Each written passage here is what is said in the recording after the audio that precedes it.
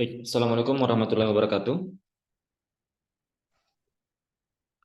Em, Waalaikumsalam warahmatullahi wabarakatuh. Waalaikumsalam Waalaikumsalam warahmatullahi wabarakatuh. Wassalamualaikum warahmatullahi wabarakatuh.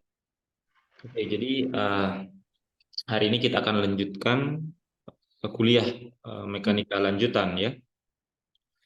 Nah, hari ini kita akan membahas tentang eh, teori relativitas khusus ya. Jadi kita masuk ke materi yang baru, yaitu teori relativitas khusus. Nah, teori ini merupakan salah satu tonggak penting ya, atau sebagai dasar dari fisika modern ya. Jadi teori ini merupakan salah satu yang sangat berperan dalam perkembangan fisika modern ya. Nah, teori ini itu dicetuskan oleh Albert Einstein ya. Sebenarnya ada dua teori relativitas. Setelah ini itu masih ada yang disebut sebagai teori relativitas umum ya. Jadi ada teori relativitas khusus dan ada teori relativitas umum. Nah, kalau di teori relativitas umum itu dia membahas perumusan ulang dari teori gravitasi ya, yang sebelumnya sudah dicetuskan oleh Newton ya, atau gravitasi Newton. Jadi dia merekonstruksi ulang gravitasi yang dicetuskan oleh Einstein. Lahirlah teori gravitasi Einstein. Itu dibahas di teori relativitas umum ya, dan itu di mata kuliah tersendiri. Nah, sedangkan satu lainnya itu adalah teori relativitas khusus ya, di mana sederhananya dalam teori ini dia itu memecahkan masalah ketika fisikawan itu ingin menggabungkan antara mekanika Newton, mekanika Newtonian, dan teori elektromagnetik ya, atau khususnya teori elektromagnetik Maxwellian ya. Jadi ketika ingin menggabungkan kedua hal tersebut, kedua sub tersebut, itu terdapat masalah di mana untuk menyelesaikannya maka muncullah teori relativitas khusus ya. Nah, seharusnya sebenarnya materi ini menjadi mata kuliah tersendiri juga ya. Tapi saat ini dia masih mengikut dalam kuliah-kuliah yang lain ya. Misalkan saja mungkin dibahas juga di awal-awal fisika modern, kemudian juga di teori medan elektromagnetik ya. Mungkin yang mengambil teori medan 2 kalau tidak salah nanti juga akan ada bersinggungan sedikit ya terkait hal ini. Nah di mekanika kita mengenal yang disebut sebagai transformasi Galilean ya. Kalau mungkin kalian pernah membaca atau mendengar atau mungkin pernah dibahas di kuliah yang lain, mungkin di mekanika, saya tidak tahu apakah di mekanika dasar itu dibahas ya. Tapi dalam mekanika klasik itu dikenal suatu transformasi yang disebut sebagai transformasi Galilean ya. Transformasi Galilean. Nah, di mana transformasi ini berdasarkan atau berbasiskan dari sifat gerak itu sendiri ya, di mana gerak itu bersifat relatif, berbasis pada sifat gerak yang relatif. Nah, jadi kalau kita misalkan gambarkan, misalkan kita punya suatu kerangka ya, kita punya satu kerangka misalkan di sini.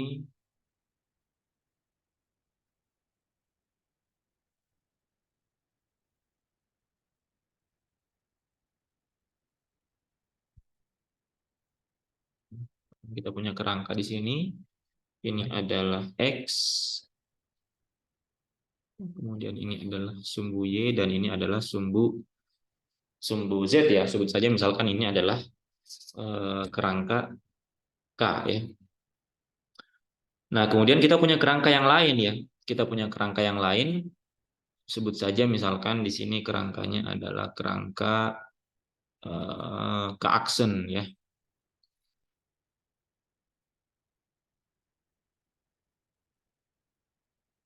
Kita punya kerangka yang lain, sebut saja di sini sembunyi adalah X aksen, ini adalah Y aksen, dan ini adalah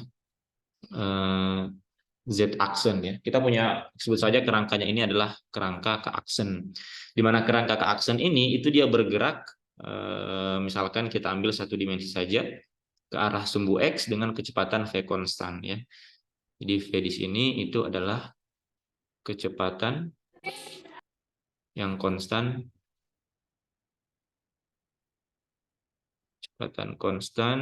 pada sumbu X ya. Nah, jadi si kerangka keaksen ini itu dia bergerak konstan pada sumbu X relatif terhadap kerangka K ya. Jadi kita menganggap kerangka K ini diam, kemudian ada kerangka yang lain, sebut saja kerangka keaksen, dia bergerak searah sumbu X dengan kecepatan konstan relatif terhadap K ya.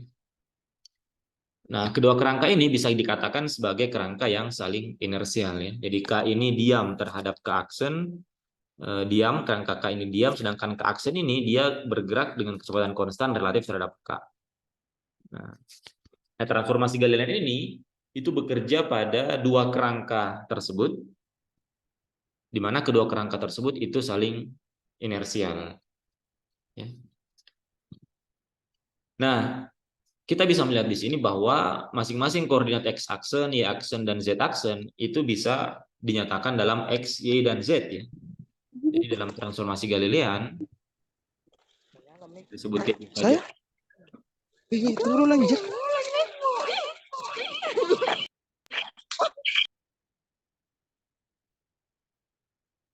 Oke, jadi dalam transformasi Galilean itu kita bisa menyatakan koordinat dalam kerangka satunya dalam kerangka yang lainnya ya.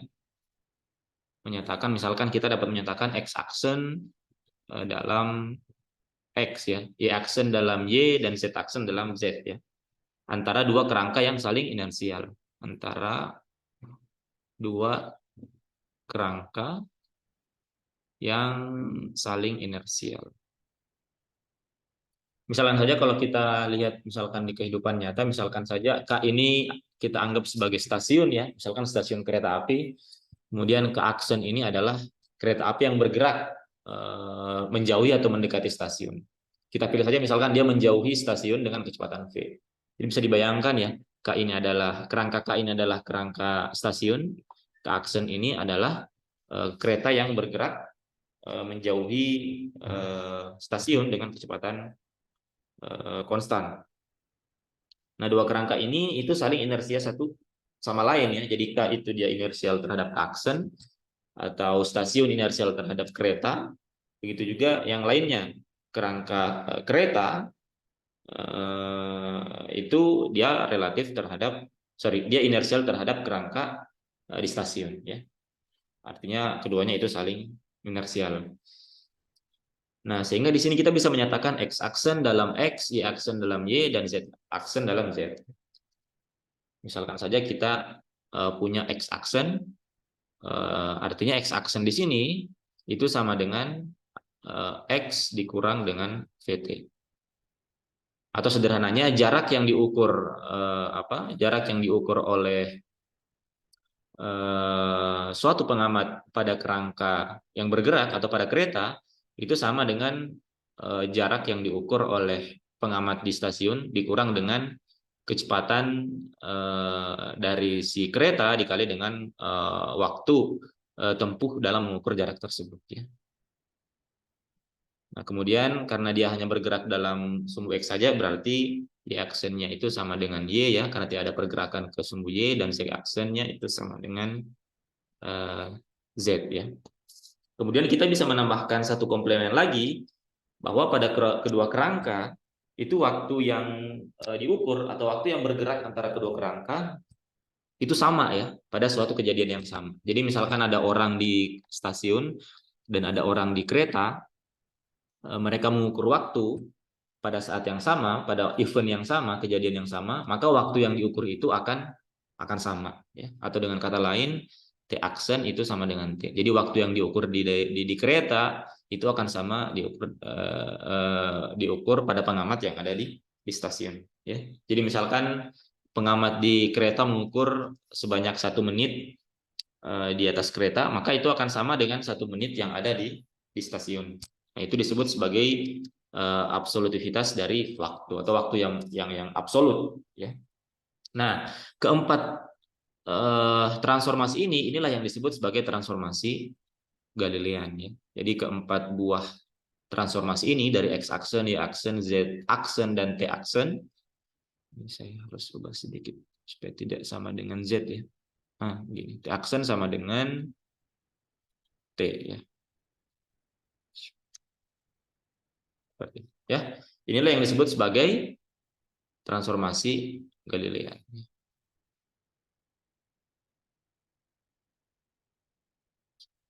Galilean. Ya. Artinya transformasi Galilean itu bercerita tentang relativitas dari gerak. Ya. Nah, sekarang perhatikan bahwa jarak yang diukur di K dan K aksen itu tidak sama ya, khususnya di sumbu X ya, di mana X aksen itu sama dengan X dikurang VT ya. Jadi jarak yang diukur itu dia tidak sama, atau bisa dikatakan bahwa jaraknya itu dia tidak invarian. Jadi invarian di sini maksudnya istilah untuk menyatakan suatu besaran fisis yang tidak berubah ya. Jadi jaraknya itu dia tidak invarian. Artinya dia berubah ya, dengan melihat transformasi dari X aksen ya.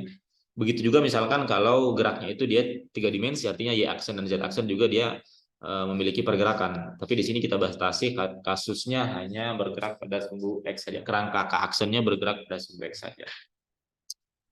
Nah, tapi melalui transformasi Galilean itu kita bisa menemukan besaran yang invarian. Jadi walaupun di sini jarak yang diukur di sini dia tidak invarian ya, kita bisa menemukan besaran yang tidak invarian. Besaran yang invarian, artinya dia tidak berubah. Misalkan apa? Misalkan selisih antara 2 titik pada ruang ya. Jadi kalau misalkan kita punya misalkan suatu batang di sini atau suatu penggaris ya, di mana panjangnya itu L ya. Maka penggaris ini ketika diukur di dalam kerangka yang bergerak, maka panjangnya juga akan tetap L ya. Bisa dipahami ya. Jadi penggaris ini bisa direpresentasikan jarak antara atau selisih antara 2 buah titik ya dalam ruang X, Y, Z. Ya, ada penggaris. Kemudian ketika penggaris ini dipindahkan pada kerangka yang bergerak, maka panjangnya itu akan tetap sama dengan L ya. Jadi dalam transformasi Galilean, walaupun jarak itu dia tidak invarian, tapi kita bisa menemukan besaran yang invarian ya. Jadi selisih antara 2 titik dalam ruang itu dia bersifat invarian ya, atau dia tidak berubah antara 2 kerangka yang saling inersial. Dalam kerangka diam dan kerangka bergerak itu dia panjangnya tetap L. Nah, kalau kita buktikan secara matematis, kita bisa definisikan misalkan panjang dalam ruang 3 dimensi ya. Panjang di 3 dimensi ya. Kita bisa definisikan misalkan panjangnya ini adalah L ya. Berarti kita bisa dapatkan L kuadrat itu sama dengan delta X kuadrat ditambah dengan delta Y kuadrat ditambah dengan delta Z kuadrat ya. Atau ini kalau kita jabarkan, ini akan sama dengan X1 dikurang X2 kuadrat, jadi selisih antara 2 titik ya, ditambah dengan Y1 dikurang Y2 kuadrat, Y2 kuadrat ditambah dengan Z1 dikurang Z2 kuadrat. Ya, jadi ini misalkan ini panjang yang diukur di kerangka K ya, karena kita menggunakan koordinat X, Y, Z, diukur di kerangka K. Nah, kita bisa tunjukkan bahwa dia invarian panjang L kuadrat ini itu dia invarian di koordinat keaksen ya, atau di koordinat yang bergerak. Nah, di keaksen maka otomatis L kuadratnya itu sama dengan delta X aksen kuadrat ya, ditambah delta Y aksen kuadrat ditambah delta Z aksen kuadrat ya. Berarti ini akan sama dengan X1 aksen dikurang X2 aksen ditambah Y1 aksen dikurang Y2 aksen kuadrat ya, ditambah Z1 aksen dikurang Z2 aksen kuadrat.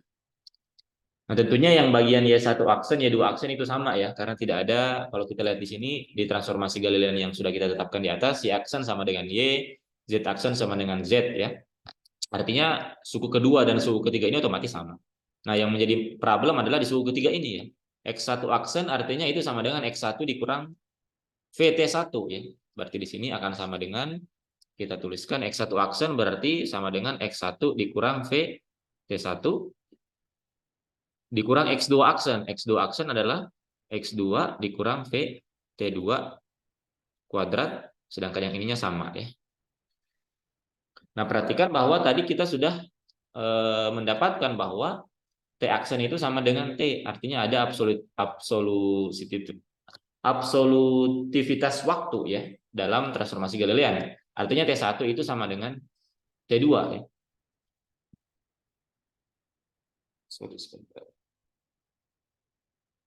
Iya, betul.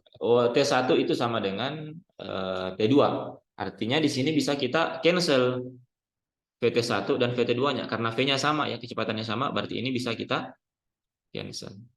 Berarti tinggal misalkan X1 dikurang X2 kuadrat. Dengan kata lain, ini kalau kita tuliskan berarti akan sama saja X1 dikurang X2 kuadrat, dan yang ini sama ya dengan yang di atas. Artinya ini L aksen, ini L aksen. Artinya L aksen kuadrat itu sama dengan L kuadrat.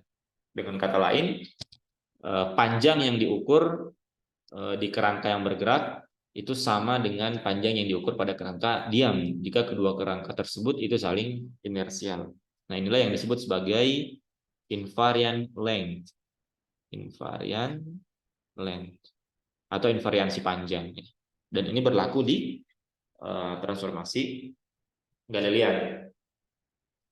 Nah, artinya kita bisa menyimpulkan bahwa transformasi Galilean ini itu dia kompatibel dengan hukum Newton.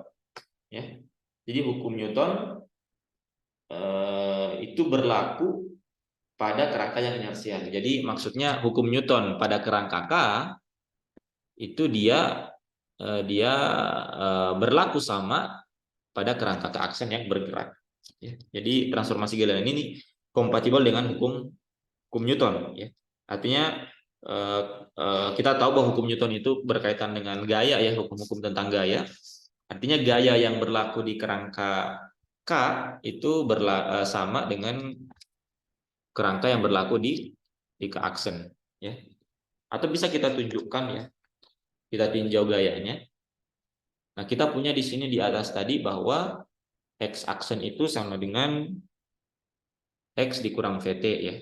Artinya kalau kita cari kecepatannya, kita turunkan ya, berarti X aksen X1 aksen dot, X aksen dot itu sama dengan X dot dikurang dengan turunan VT terhadap waktu, berarti tinggal menyisakan V saja. Artinya di sini menunjukkan bahwa kecepatan itu relatif ya. Selain kecepatan itu relatif ya. Jadi kecepatan yang diukur di kerangka bergerak itu sama dengan kecepatan yang diukur oleh pengamat di kerangka diam dikurang dengan kecepatan kerangka bergerak tersebut. Nah, di sini menunjukkan bahwa kecepatan itu bersifat relatif. Kemudian kalau kita mencari percepatannya, maka kita turunkan lagi terhadap waktu ya. Berarti di sini X aksen double dot itu sama dengan X double dot. Nah, karena V itu konstan, ya, kecepatan V itu konstan, maka ketika diturunkan terhadap waktu, maka ini akan sama dengan 0. Berarti X double dot aksen itu sama dengan X double dot.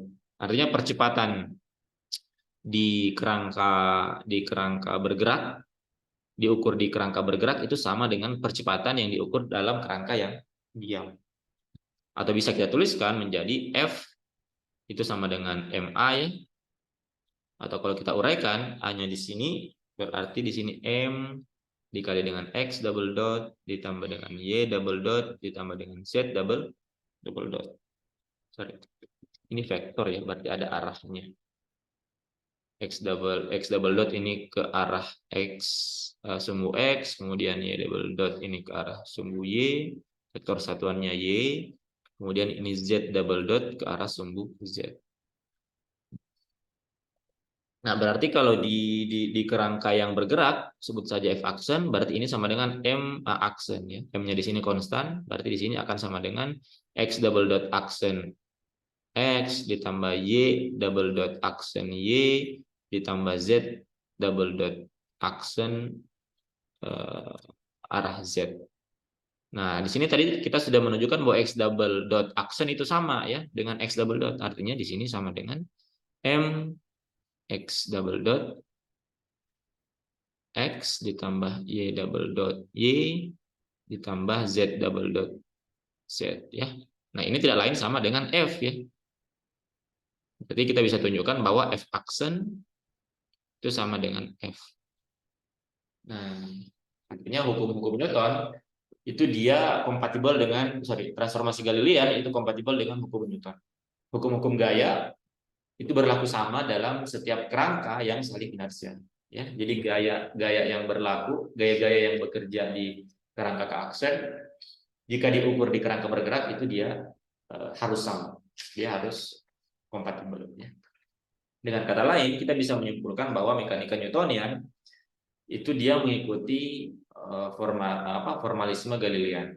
Mekanika Newtonian dia mengikuti formalisme Galilean.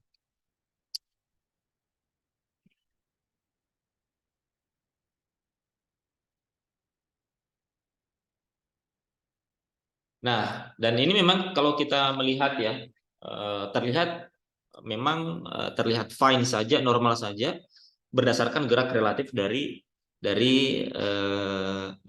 suatu benda ya, gerak relatif gerak yang bersifat relatif ya. Secara matematis itu fine fine saja atau normal normal saja. Nah, sampai kemudian muncul masalah ketika ini dia muncul masalah ketika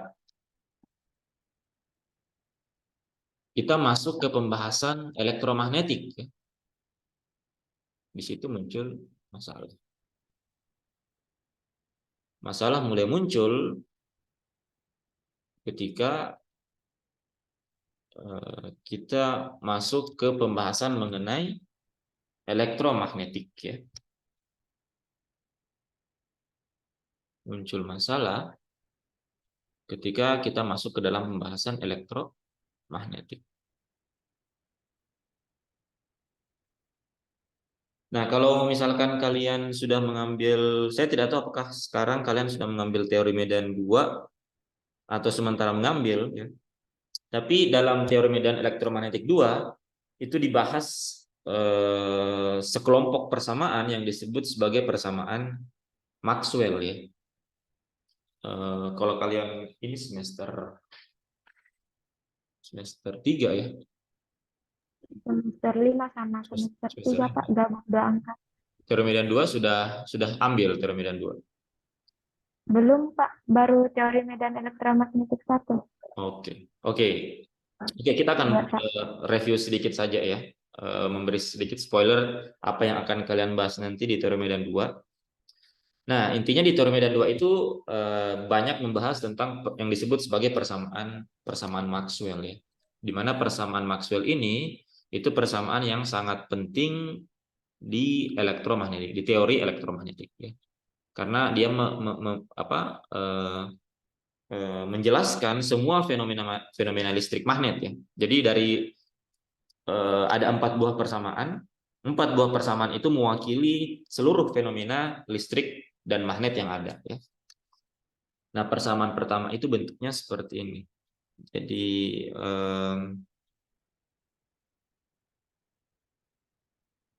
divergensi dari medan elektromagnetik ya. itu sama dengan bergantung pada distribusi muatannya ya. Rho per epsilon 0. Kemudian yang kedua, divergensi dari medan magnet. Divergensi dari medan magnet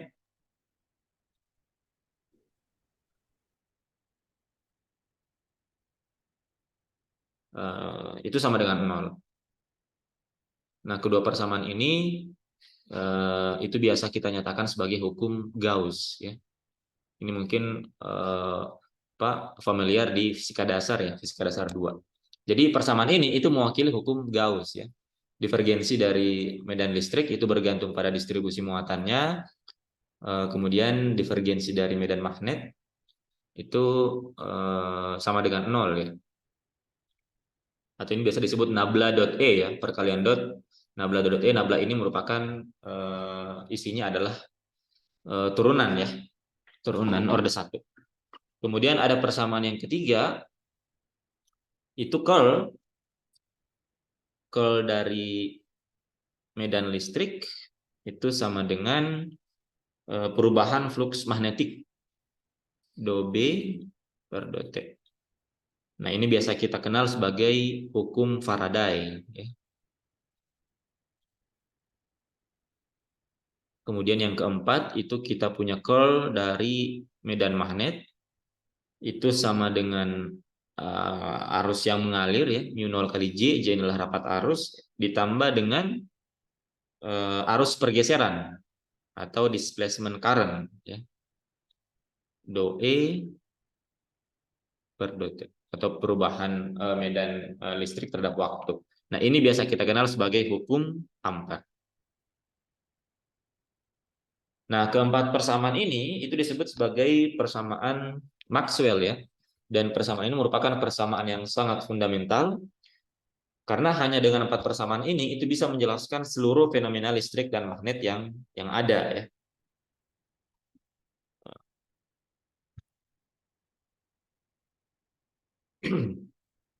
Nah, kita akan meninjau persamaan Maxwell ini misalkan untuk kasus sederhana ya, misalkan untuk kasus tanpa sumber. Untuk kasus tanpa sumber muatan, tanpa sumber, maka otomatis persamaan satu ini rho-nya sama dengan 0 ya, karena tidak ada muatan. Maka persamaannya akan tereduksi menjadi nabla dot E itu sama dengan 0. Kemudian kita punya nabla dot B itu juga sama dengan 0. Kemudian yang ketiga kita punya nabla cross E itu sama dengan minus do B per do T. Kemudian nabla cross B itu sama dengan, karena dia tanpa sumber artinya tidak ada tidak ada muatan yang bergerak ya, artinya tidak ada arus, artinya J-nya sama dengan 0, berarti menyisakan suku epsilon 0 mu 0 do E per do T. Nah, ini semuanya pada ruang vakum ya, dicirikan oleh adanya epsilon 0 dan mu 0 ya. Jadi di sini fenomena yang terjadi itu berada pada ruang vakum. Jadi kita tinjau kasus yang tanpa sumber ya. Nah, kalau kalian ingat di Fismat 1 ya, kalau misalkan suku ini itu kita curlkan ya, jadi saya tuliskan seperti ini, nabla cross dari nabla cross E, ini bisa kalian cek di Fismat 1 ya, di pembahasan mengenai vektor ya, operasi vektor, operasi ada divergensi, curl dan yang lainnya ya. Nah, ketika nabla cross ini kita crosskan lagi ya, jadi nabla cross E, maka ini akan sama dengan nabla dari nabla dot E, ini kalian bisa cek di Fismat 1 ya, di pembahasan awal, dikurang dari Laplacian dari E ya, seperti ini. Nah, otomatis ini akan sama dengan 0 ya, karena di sini nabla dot E untuk kasus tanpa sumber ini akan sama dengan 0.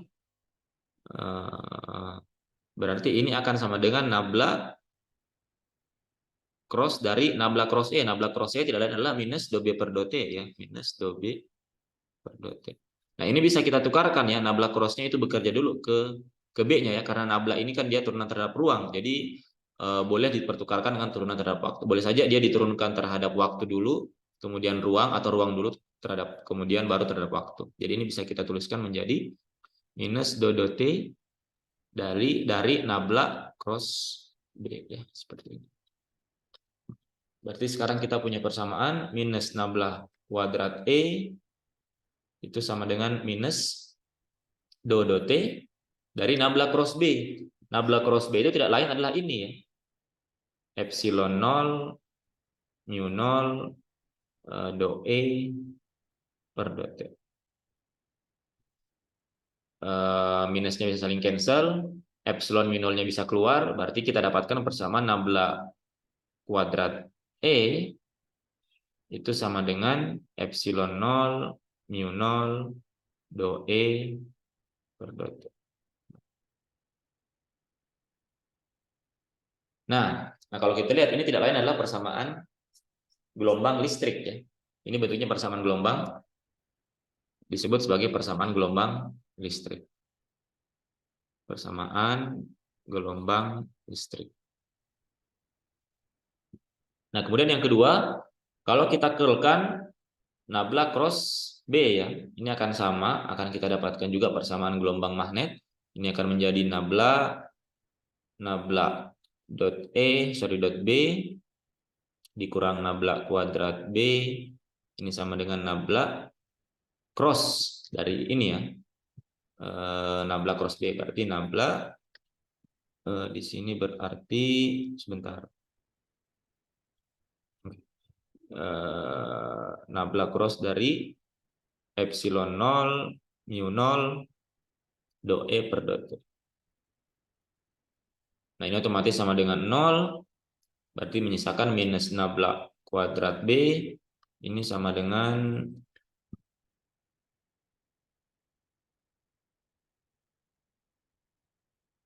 ini harusnya sebentar. Oke. Ini menjadi epsilon mu 0-nya bisa keluar ya. Kemudian nabla dan do T bisa dipertukarkan, berarti kita bisa tuliskan do T dari nabla cross E. Nabla cross E tidak lain adalah mana tadi? Ini ya, minus do B per do T. Berarti bisa kita tuliskan menjadi U0 mu 0 minusnya keluar, do kuadrat per do T do B, do kuadrat B, do T kuadrat.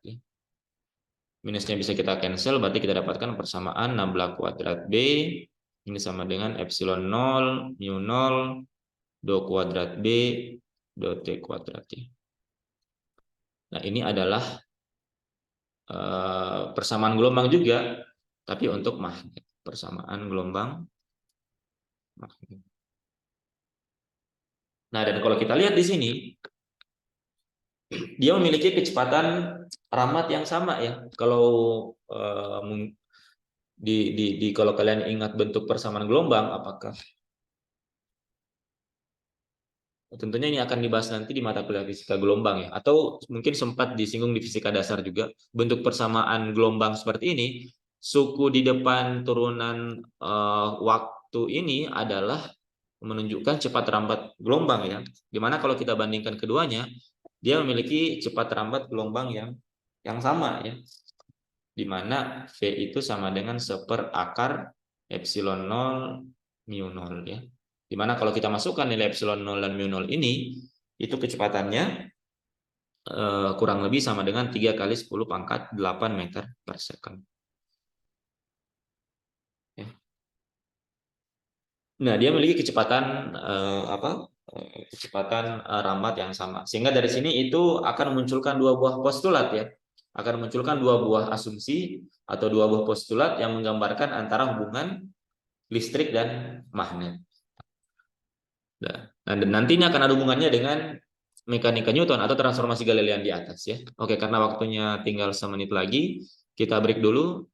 Kita akan lanjutkan di sesi yang kedua nanti.